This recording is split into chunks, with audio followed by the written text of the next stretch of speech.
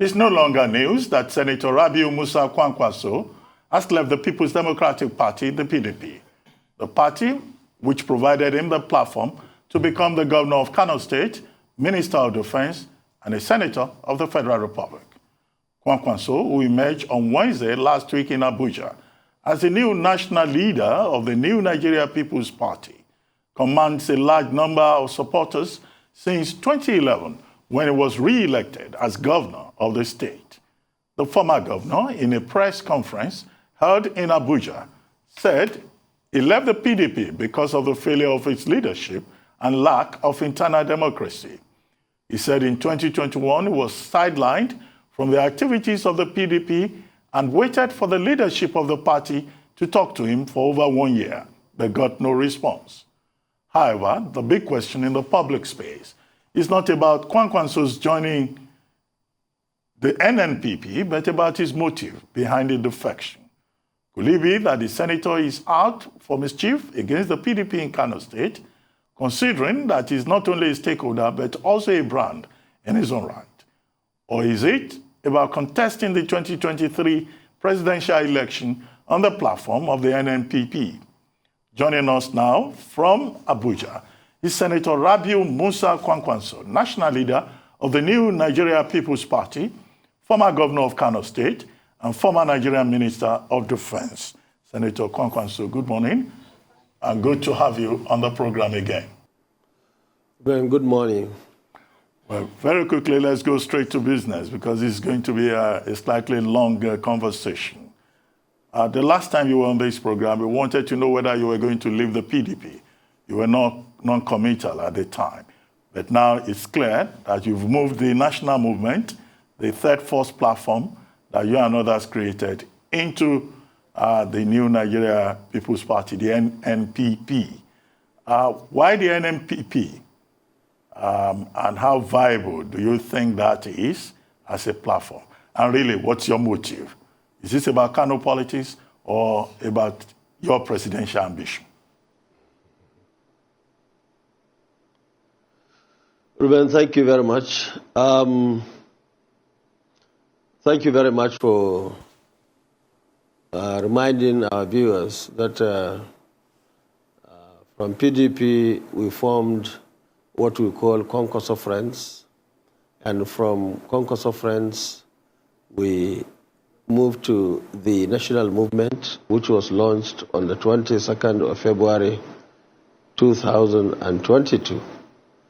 And then by 30th of March, we were here in Abuja to do our national convention. In between, we started the generation of our membership in all the wards and across the country. And I'm happy to say that as we are speaking now, we have concluded all the congresses at wards, local governments, state, zonal, and of course the national convention on the 30th of March. So now the party is moving ahead with the membership generation across the country, and that has gone far. Now, I am happy to say that in all the wards of this country, we now have the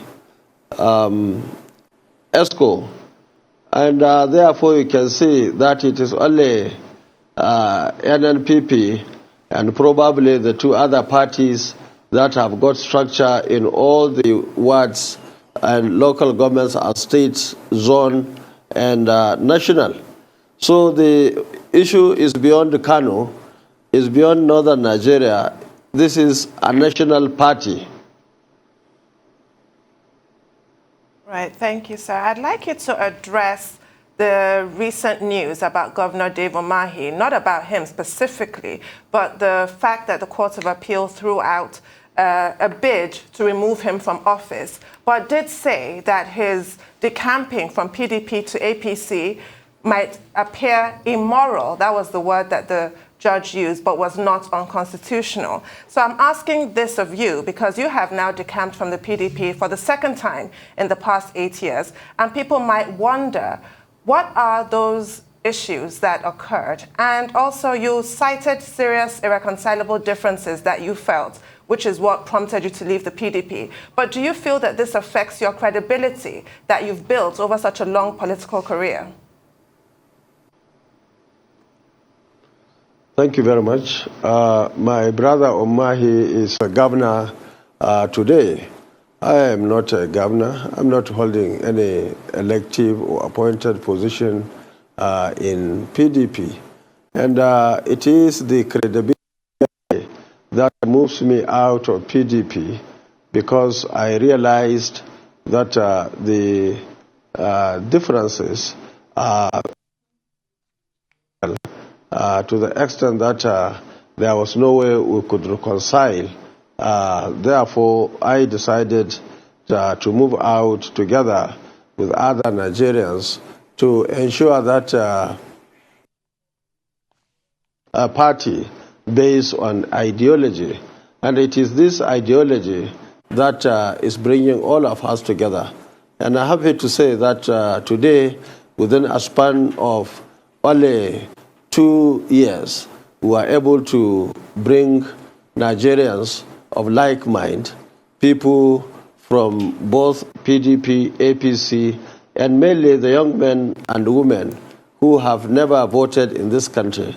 So this, as the name suggests, that it is a new Nigeria People's Party, and therefore we look forward to 2023. By the grace of God, NNPP will have governments at various levels across the country, including the presidential position.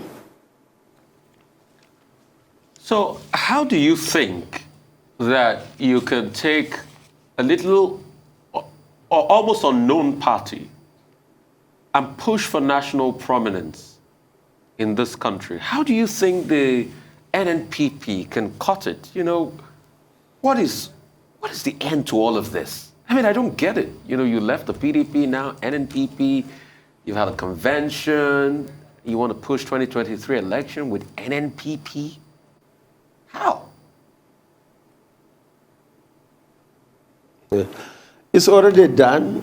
Rufai, it's not like we are going to prove that. That has already been proved.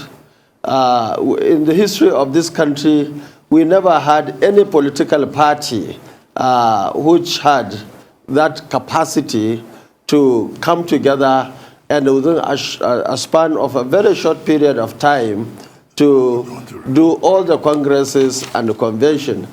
That shows real capacity, and by the grace of God, very soon the party will do all other things necessary to ensure that we do exactly what you mentioned, meaning that we are going to fill all the positions in this country, ranging from the state assembly positions to House of Reps, to Senate, to governor, and to president. And I believe that going by the way and manner people are trooping into our party, the New Nigeria People's Party, especially the young men and women, this party is really targeting a special group. You see, if you look at the history of elections, especially the recent figures, you find about 20–30% of the registered voters were going to vote. Where are the 70–80%? Now, most of them were not going out because they didn't have the right party and, more importantly, the right individuals to vote. Now, what we are saying is that now we have New Nigeria People's Party, and everybody knows where we stand in this country. We are the people who are not satisfied with the status quo. We are the people who believe that there must be a positive change in this country. What we have today, especially in the area of security, economy, infrastructure, even the politics itself. People are very angry. And I believe that most people who are angry with the status quo will have no option other than to join our party, which is New Nigeria People's Party. So that's the position now. And I can assure you that we have millions and millions of people who have registered, and many more are going to register between now and end of this year. Well, I'd like to ask, I don't know whether you saw an interview granted by Yusuf Dambata. He used to be Commissioner for Land, and he used to be one of your associates. This was in the Sun newspaper, I think yesterday. And he was saying that many members of Kwankwaso movement refused to join you to move to NNPP. And that the major problem they have is that although you have moved to the NNPP, you still want to control the PDP in Kano State, because most of the executive members are your persons, according to him.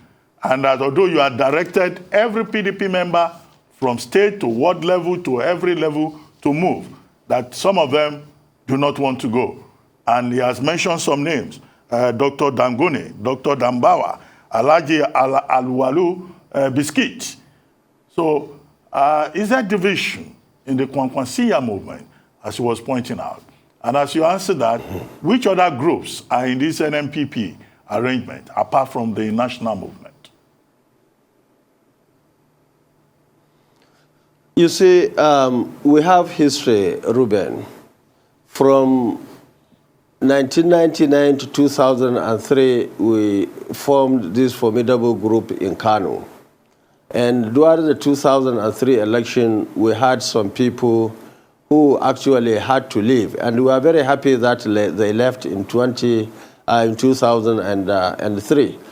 And every 4 years, during the election cycle, you find quite a number of people would leave us. And it is mainly on this issue of credibility and the issue of ideology.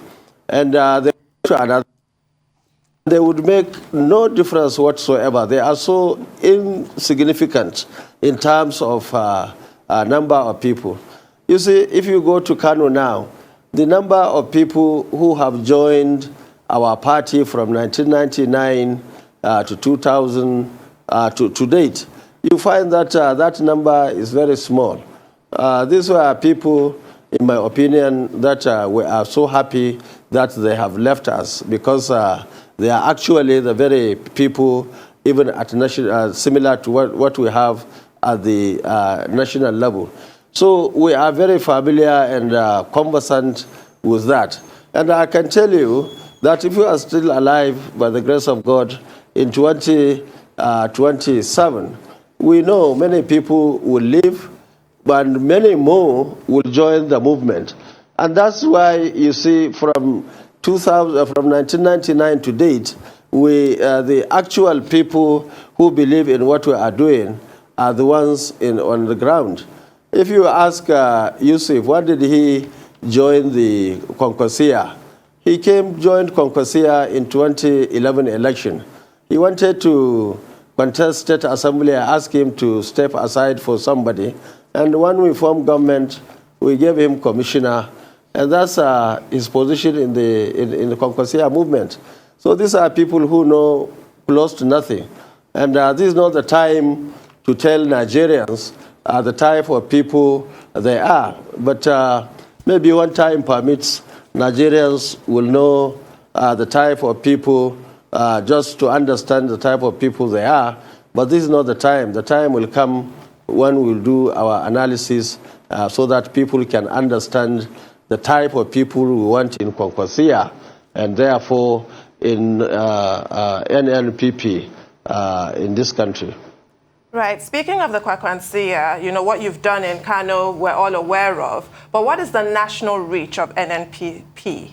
How do you think you can secure votes in even the Southwest, the Southeast, the South-South? What kind of grassroots structures do you have in different parts of Nigeria?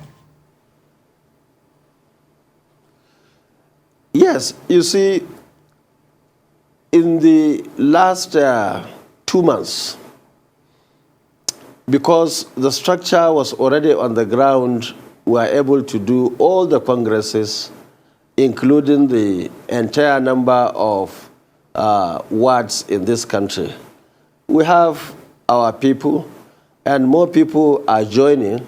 And I can assure you, as time goes on, many people from PDP and APC who believe in what we are doing will join us. Those who are happy with the status quo, those who are happy with the insecurity in the country, those who are happy with the economy, and those who are happy with what they are getting and their family and people around them will stay in the two parties. And I can assure you that together with the young men and women and people who believe in this country, who want to bring positive change, I have no doubt in my mind that by 2023, NNPP will be #1 party in this country. And I don't know, maybe you should try and find out the opinion of people in markets, in the streets, in other places in this country. Most people are not talking about the new Nigeria People's Party because people are sick and tired of the two political parties just like us. As we speak today, the fact and ground is this. The NNPP doesn't have name recognition. You can have an empirical evidence by just putting the NNPP on Google and seeing the response rates and the number of hits it will get on stories. What's your plan with this? Do you want to use this as a platform for you to launch a presidential ambition, or you want to use it to be a beautiful bride so that if things fall apart in any of the parties, then you can swing in? Because that's what a lot of people are saying. Because as it stands today, I'm not sure the NNPP has 2 million members all over the country or 3 million members. What's even the membership strength of the party? So is it because of your presidential ambition, or you want to use it as part of your game to be a beautiful bride so that if things are not going well between the APC or PDP, then you can negotiate better? You see, NNPP is about both and many more. You see, right now we have just concluded our national convention. The next thing is of course, to sit down together with the leadership of the party at all levels to look at the situation as it is and decide on what to do with the presidential issue, which I believe that will come up very soon. And certainly, the parties, in the two parties, we will have so many people who would realize that they have no space in the two political parties as individuals, as groups. In fact, many other people, including the serving ministers, advisors, chief executives, on the side of APC, and of course, on the side of PDP, many people are joining at all levels. And more importantly, I told you that we are even targeting the 70 and 80% of the registered voters who are not going for election because they were not satisfied with the parties, nor were they satisfied with the individuals. Because you see, what we have in various states is that you have people who, because of their big names, who have been surrendered these parties.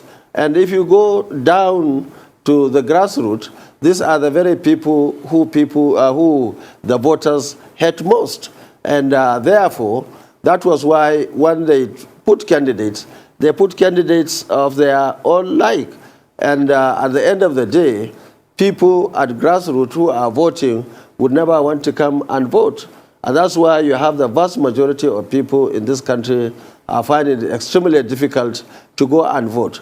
But now with this arrangement, I can assure you that that huge percentage of 70 to 80% of registered voters now have got an opportunity to go and vote. So also politicians at all levels have now got an opportunity, because you see, those very people whom I believe are doing the wrong thing for the two political parties will realize that they are making all the mistakes. And I can assure you that at the end of the day, the NNPP will continue to have more and more people. And I want to also remind you that we have sufficient time from now to the end of the year, and of course to February and March, when we are going to have presidential and national and state elections. So we have adequate time to prepare to ensure the success of our party, the New Nigeria People's Party. Well, thank you, Senator Kwankwaso. We'll need to take just a short break. Please stay with us. When we return, the conversation will continue. We'll be right back.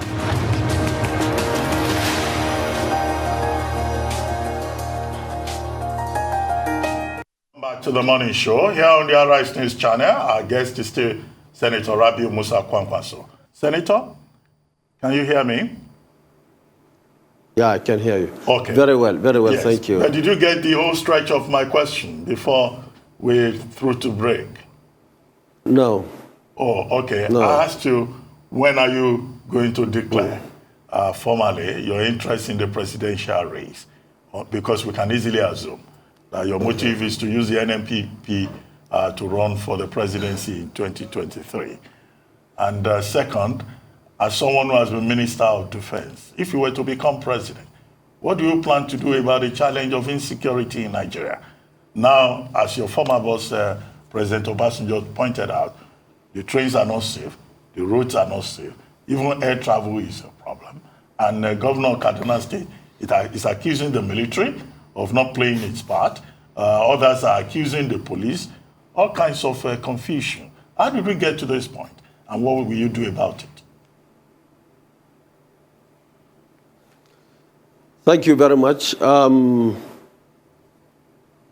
You see, on the issue of declaration, I don't think that is even an issue. It is a very easy thing. Very soon, in the next couple of weeks, certainly something has to be done, and I will communicate to you, and through you, communicate to Nigerians the issue of my presidential bid. Now, on the issue of security, which is even more important, because each and every one of us is very much worried. We are so concerned about the issue of security in this country. Chief Olusegun Obasanjo was absolutely right that Nigerians today are sleeping with one eye open. And it's very unfortunate that the government of the day is not in the position to protect Nigerians, as he mentioned out. And it's a very well known fact that that is the situation. Now, you see, the issue in democracy, once leadership loses the issue of the politics itself, everything is negatively affected. The government of the day, unfortunately, didn't get its political act right. And therefore, we have issues of insecurity, we have issues of economy, we have issues of so many things across the country. So as to go back to the point of security, first and foremost, I want to tell you that our armed forces are capable people, well-trained, both locally and internationally. These are people who are being praised all over the world. In fact, security, not only in Nigeria, even some countries, we have seen a situation where countries were requesting Nigerian military to go and put things in order for them in this continent. Especially, I remember the issue of Liberia, I remember the issue of Sierra Leone, the issue of Darfur in Sudan, and so on and so forth. These were good examples where Nigerian military have done well. In the past, we had other cases of Congo and so on, where Chief Olusegun Obasanjo was there himself as a soldier. So I think they missed the steps, and it's very difficult now to see how they can retrace the steps. The issue of confidence in people, that's the issue of intelligence, is very critical. And today, the local people who actually have a lot of information find it difficult to tell the authorities what they know because of the consequences of telling them. Because in the past, we had issues where people told the other security agencies or other interested groups. At the end of the day, the whole thing backfired. People were killed, people were maimed, and people were taken into the bush for ransom for telling the authorities what the people are supposed to tell them. And that is very critical. No matter how powerful the military is, if there is no confidence on the side of people to give them the information required, certainly they will continue to have issues. And even the military itself, I believe that there are issues of confidence, issue of that will convince the leadership and the followership of the military itself to do the right thing. So these are some of the things, really, that any government that wants to stop this insecurity must look at critically. Of course, the issue of welfare of the security agencies themselves, the issue of what they require to function in terms of equipment, in terms of arms, ammunition, and so on. And of course, even the training and even the change of attitude, because what we are seeing in the military today is not what we left in the military when I left the Ministry of Defense.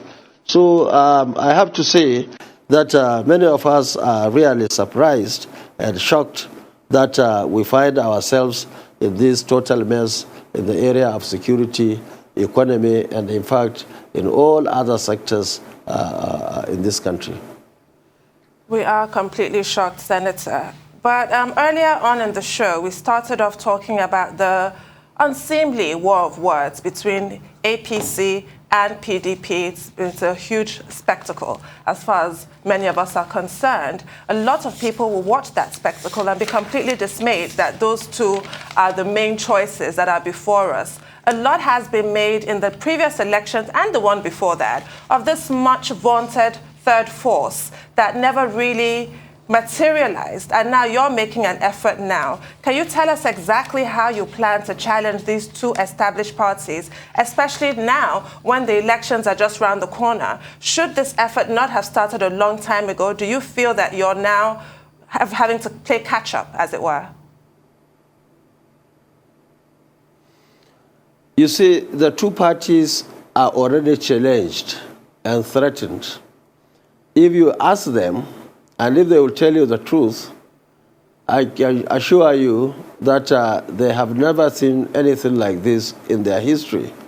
All the third attempts for the third force, especially the one before 2019 election, we had a political party that some people made some efforts to, upgrade or populate and make it a political third force.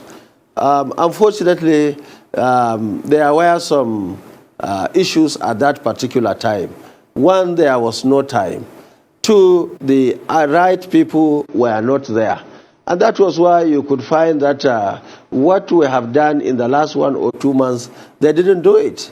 Now, NNPP is in each and every ward in this country. And very soon, we will go for the primaries, and very soon you will complete all that phase.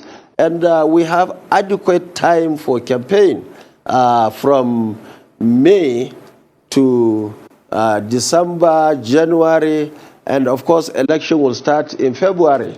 So you have adequate time, and I'm sure, based on what I know, and of course the realities on the ground, you will find so many people that have similar ideology with us, and so many people who would find the two parties very uncomfortable will join. But over and above that, we are also targeting, as I mentioned, the 70 and 80% of registered voters who were not comfortable with the PDP or APC. So the history, we made history. I believe that one day this history will be recorded, because what we have done in the last 1 year or so has never been done in the history of this country.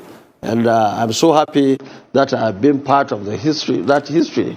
And I want to take the opportunity to thank everybody, especially the chairman of the board of trustees of this party, and somebody who registered this party 21 years ago.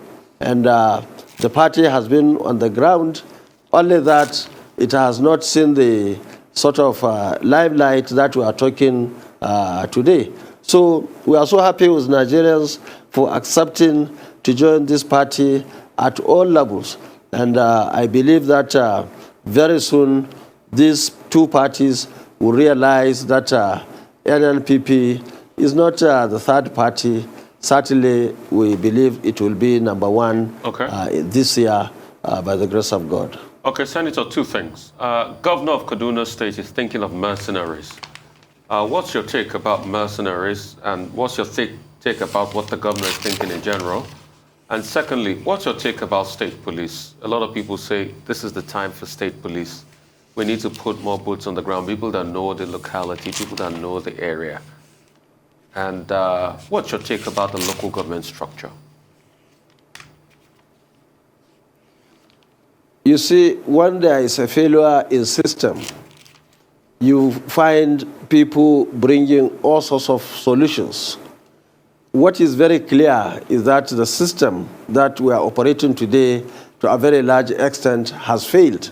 And that is why you find people, both experts and other interested parties, coming up with one suggestion or the other, where we have a very strong, reliable, and capable Nigerian military.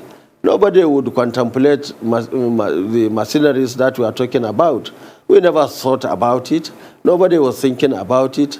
In fact, if you like, people were trying to hire Nigerian military, and that's what I told you, that we are in many countries, especially in Africa, and our capacity in all operations were very much known. Now, because of the failure of the system, people are suggesting to go and hire people who I believe were not in any way better than the Nigerian military. Only that they are better motivated, and they are maybe they have better equipment and so on and so forth. So that's the only difference. So what we are saying is, if you have strong military, you don't need to go and hire people from anywhere outside the shores of your country. So I think our main thing is to see how we can resuscitate and encourage our military to go back to where we left them in those days. So that's the first thing. But mercenaries, it's just an easy way of saying we've failed, and somebody should go and should come and do the job for us. We have had that opinion. In fact, before the 2019 election, it was tried, and we are told that it worked to some extent. But the fact remains that, you see, Ruben, these people have no any formal training. Most of them have not even gone to school. Many of them are using slippers and tattered uniforms. And, these are people that strong Nigerian military will flush them within a very short period of time, given the right circumstance, especially the political leadership. I have no doubt in my mind, given the right leadership at the center, the issue of this insecurity will be a thing of the past, because if they don't surrender, Nigerian military will go and deal with them according to the law of the land. I'm sure many of them will run away, and I'm sure Nigeria will be in a better situation for all of us to live. So on the issue of these mercenaries, I think is an easy way, and I'm sure even those who are advocating for it were just mentioning it out of frustration, because there is just no answer. People are surprised, people are wondering why such bandits will just go and attack our train, attack towns and villages, and nobody is saying anything, nobody is doing anything. Even condolence and things like that will come lately. And nobody is even talking about going to pick them up. People are just telling us about the number of people killed, people who were being maimed, and people probably who are taken away or who are missing. You see, that's good. It's important for us to hear that. But more importantly, where are the people? Because if you don't get them, tomorrow or even today, they will strike again. And then you start counting the number of people. And I want to say that those who were attacked last never thought they would be attacked. And those of us who have had the last attack to be in a hurry to be happy or to pretend that it didn't happen, because it can happen to any one of us, because most of us use those trains, most of us use the roads. Everybody, of course, use either the road, the train, or the airport. And these are the places that were being seriously threatened in this country. Well, Senator, let's talk about rotation and zoning. Do you think the idea of a northern president or a president of northern extraction is sellable to Nigerians in 2023, considering the fact that a northerner is just about to complete 8 years? And then you say you will declare, and you think Nigerians will buy that? Another 8 years for another northerner?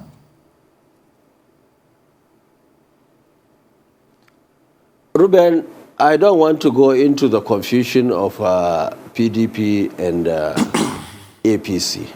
You see, before now, I told you that the issue of where to put president, whether south or north, is 100% the responsibility of the parties. It's not anybody's responsibility. Now, this is a young and, of course, new party, and we are talking of new Nigeria. New Nigeria here means new presidency, new National Assembly, because we have seen so many things that we have to reform and get better in this country. Even new judiciary, new military and other security agencies, new civil servants. Because you see, my experience in Kano shows that you don't have to remove all these people from offices. But once they know you are serious, they will reform themselves. And anybody who refuses to adjust, that's when leadership has to take action against him or against them to make sure that the Nigeria is new or is reflected as the new Nigeria. This is a party which is working to bring new young men and women in terms of attitude, in terms of education, in terms of job opportunities. And of course, this is a party that will fight the issue of drug abuses and so on and so forth. This is a party that will ensure security of lives and properties. So, you see, I don't want to go into the issue of APC and PDP. APC has no option, as I mentioned many times, that they have to send their presidency to the south, because in the party you have president who has completed his 8 years. They have no option, they have to do it. Now, PDP, even though I'm not a member, may decide whatever they want to do, in my opinion. But you see, we are in a complete different situation with all of them. So I don't want to even drag NNPP into the issue of North and South. I believe that the party will sit down to decide. But I'm happy that you raised this issue, Ruben. Why? Because you see, you don't go to other parties, those who are likely to bring in a presidential candidate to start raising the issue of North and South. Even those who are not taken seriously, nobody will talk about the issue of where they put their president. So I'm happy in that context that you are even talking about where NNPP will put aside its own presidential candidate. That means we are coming of age, and I'm so happy with that. Well, on that note, we'd like to thank you very much for joining us on the morning show. Thank you very much indeed.